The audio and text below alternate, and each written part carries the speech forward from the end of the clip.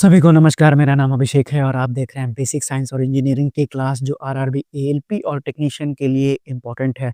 हम engineering drawing की series को आगे बढ़ाते हुए आज इम्पोर्टेंट क्वेश्चंस को देखेंगे। चलिए पढ़ते हैं पहले सवाल को, क्योंकि पीछे मैंने इसका थ्योरी करा रखा है, तो अभी इसके न्यूमेरिकल्स को कर लेते हैं। आपसे पूछा गया है सवाल कि what are the importance and benefits of free hand writing, यानी फ्री हैंड ड्राइंग का आपका इंपॉर्टेंस और बेनिफिट क्या होता है, ये आपसे पूछा गया है। तो it is very quick to design and explain the size, बिल्कुल सही है। उसके बाद बोलता है कि जो practice of free hand drawing है gives to anyone an excellent idea about measurement, ये भी बिल्कुल सही है। और बोलता है कि it is very useful in generating ideas, ये भी बिल्कुल सही है। यानी दिया गया सारा ऑप्शंस यहाँ पर बिल्कुल सही है।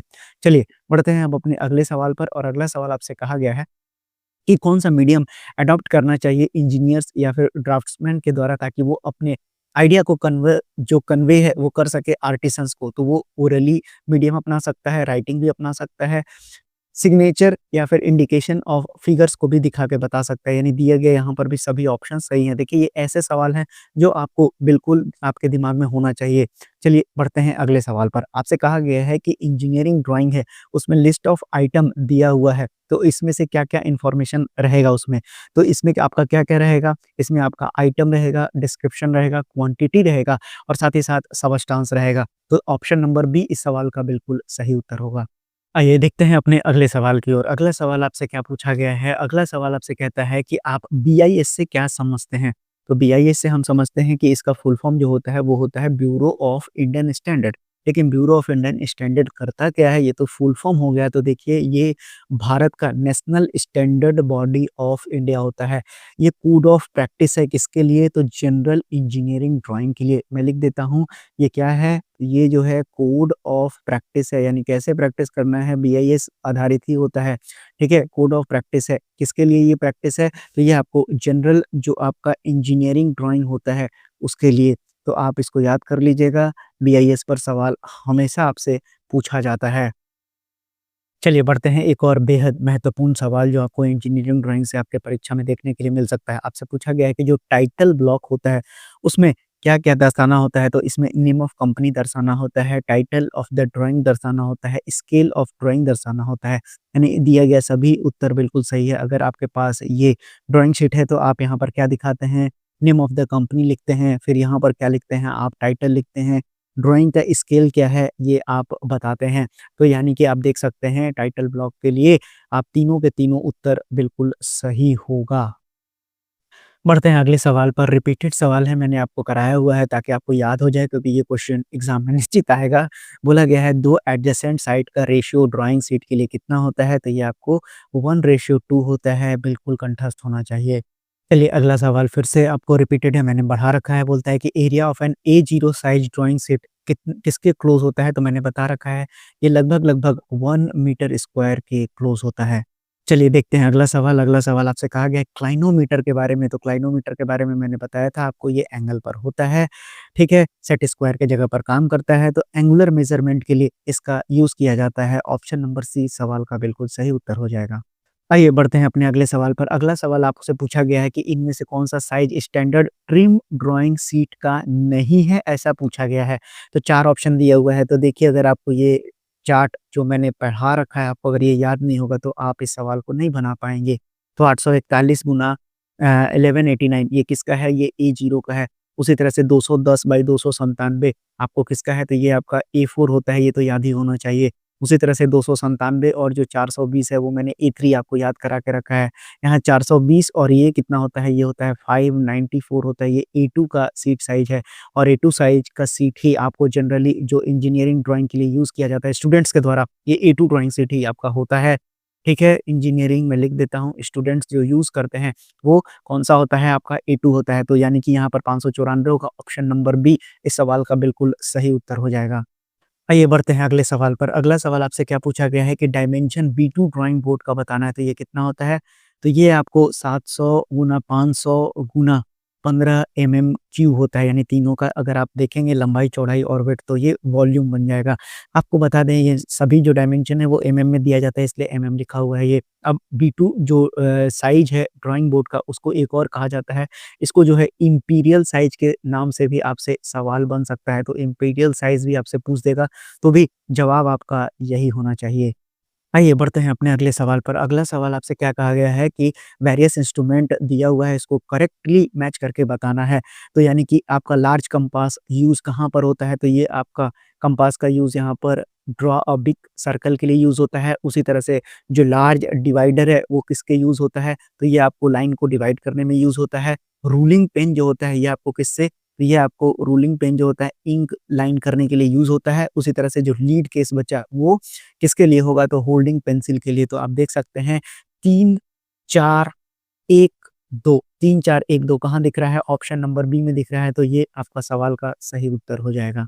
चलिए, अगले सवाल को देखते हैं। अगला सवाल आपसे कहा गया है कि अगर ड्राइंग कंपोनेंट है और ये रिस्ट वॉच है, तो स्केल कौन-सा यूज़ करेंगे? तो देखिए रिस्ट वॉच में जितने भी कंपोनेंट होते हैं, वो कैसे होते हैं? छोटे-छोटे होते हैं। तो अब इनको क्या करके दिखाना पड़ेगा? लार्ज करके दिखाना पड़ेगा। तो यानी कि जो आरएफ होगा, जो रिप्रेजेंटेटिव फ्रैक्शन होगा, वो ग्रेटर दैन 1 होना चाहिए और ये किसके लिए होता है? तो ये आपको इन लार्ज स्केल के लिए होता है। तो ऑप्शन नंबर बी इस सवाल का बिल्कुल सही उत्तर हो जाएगा। आइए देखते हैं अब इस सवाल को। इस सवाल को आप कैसे बना सकते हैं? आपसे कहा गया है कि जो पैरेलल लाइन्स है, इनकी मदद से ड्रॉ किया जा सकता है क्या? तो टी स्क्वायर से भी कर सकते हैं, मिनी ड्राफ्टर से भी कर सकते हैं, सेट स्क्वायर के पेयर से भी कर सकते हैं, यानी ऑप्शन नंबर डी इस सवाल का बिल्कुल सही उत्तर हो जाएगा। चलिए, बढ़ते हैं अपने अगले सवाल पर। तो फिर से आपसे क्या पूछा गया है? आपसे कहा गया है कि अगर स्केल का रेशियो कितना दिया हुआ है, 1:T दिया हुआ है, यानी कि अगर आप आरएफ देखेंगे तो ये कितना है आपका?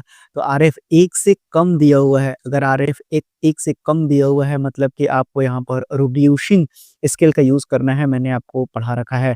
तो ऑप्शन नंबर सी इस सवाल का बिल्कुल सही उत्तर हो जाएगा।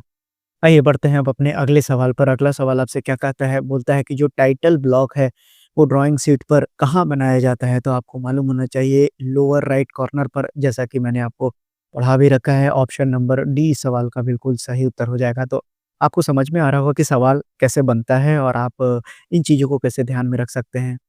ये देखते हैं इस बेहतरीन सवाल को जो आपका इंजीनियरिंग ड्राइंग में पूछा गया है। बोलता है कि इनमें से कौन-सा करेक्ट है? बोला है कि जो length of A4 size sheet है, वो जो है विड्थ है A3 साइज़ शीट का। तो देखिए अगर आपको A4 और A3 याद ही नहीं है, तो आप इस सवाल को बना ही नहीं पाएँगे, इसीलिए बार-बार ये चार्ट आपको दिखाया जा रहा है। तो A4 का अगर आप लेंथ देखेंगे, कितना दिया हुआ है आपको लंबाई गुना चौड़ाई दिया हुआ है, तो देखेंगे आप 210 और 297 आपको ये दिया गया है। तो बोलता है कि जो A3 साइज़ का विड्थ होगा, यानी कि जो A4 साइज़ का लेंथ है, वो विड्थ होता है A3 साइज़ का। तो देख सकते हैं आप ऐसा है क्या? तो बिल्कुल ये दोनों बराबर हैं, यानी ऑप्शन नंबर ए बिल्कुल सही है। उसी तरह से आपको बोलता है कि जो लेंथ है A1 साइज़ शीट का अगर वो P है, तो उसका विड्थ √2P हो जाएगा। तो आपको मालूम होना चाहिए कुछ भी हो P और √P है तो P से P कट जाएगा तो 1:2 √2 ही आना चाहिए। तो ऑप्शन नंबर बी भी बिल्कुल सही है।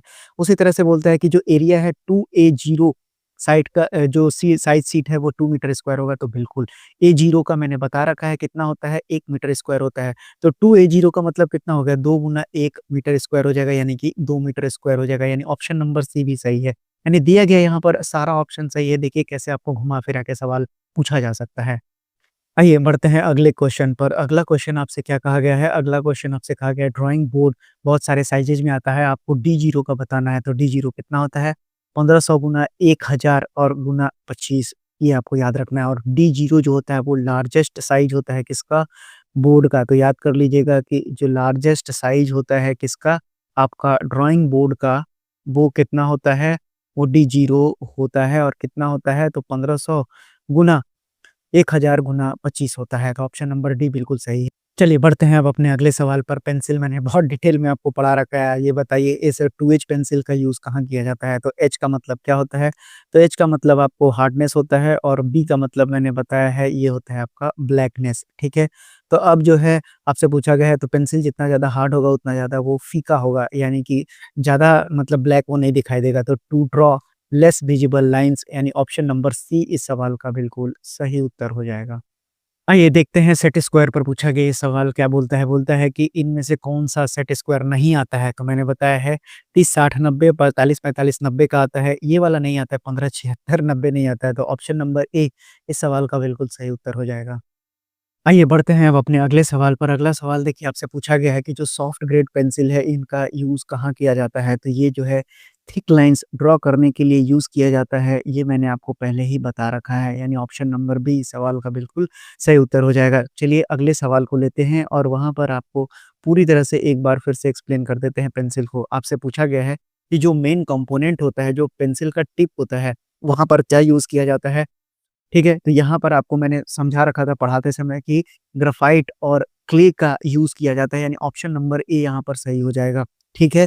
ग्राफ़ाइट या फिर काओलिन का या फिर क्ले का बना होता है जो पेंसिल का लीड होता है।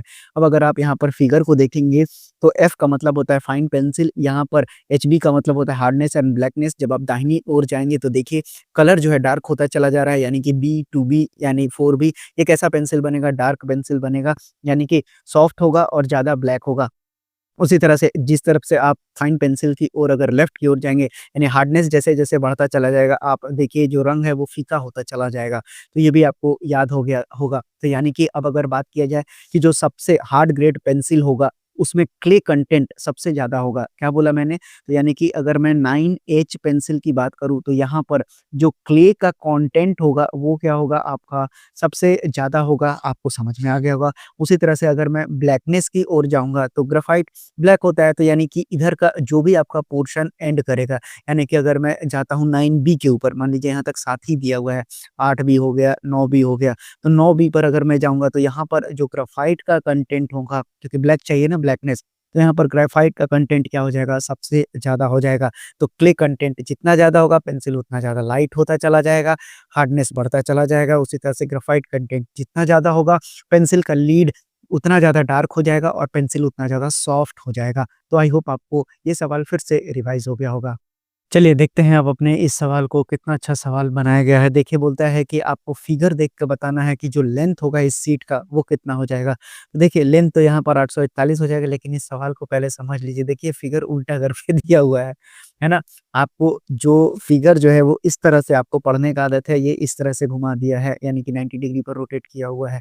ठीक है? चलिए तो देख लीजिए 841 बाई 594 किसका साइज़ है? तो ये A1 का साइज़ है, लेकिन जब आप इसको देखेंगे 1189 को देखेंगे इस तरफ से और 841 को देखेंगे, तो ये आपका A0 का शीट का साइज़ बन जाएगा। A2 रिवाइज़ कर लीजिए 594 इंटू 420, A3 420 इंटू 297, A4 का साइज़ 297 इंटू 210, ये आपको याद रखना है। तो इस सवाल का जो सही उत्तर बनेगा, आपसे यहाँ पर पूछा गया है कि लेंथ कितना है? तो लेंथ आप देख सकते हैं, आपको कितना दिया गया है यहाँ पर 841 mm। इस सवाल का बिल्कुल सही उत्तर हो जाएगा, याद कर लीजिएगा इसको। तो देखिए, ये थे आपके आज के बेसिक साइंस और इंजीनियरिंग के इंजीनियरिंग ड्राइंग के सेक्शन के काफ़ी सारे इम्पोर्टेंट प्रश्न थे ये। अब हम लोग अगली क्लास में स्टार्ट करेंगे, कुछ आगे के टॉपिक्स को देखेंगे, जितने भी सवाल आपसे बन सकते थे, वो मैंने आपको करा दिया। अगले जो चैप्टर होगा यानी कि सिंबॉलिक रिप्रेजेंटेशन से पढ़ना चालू करते हैं। मिलते हैं अपनी अगली क्लास में, तब तक के लिए धन्यवाद।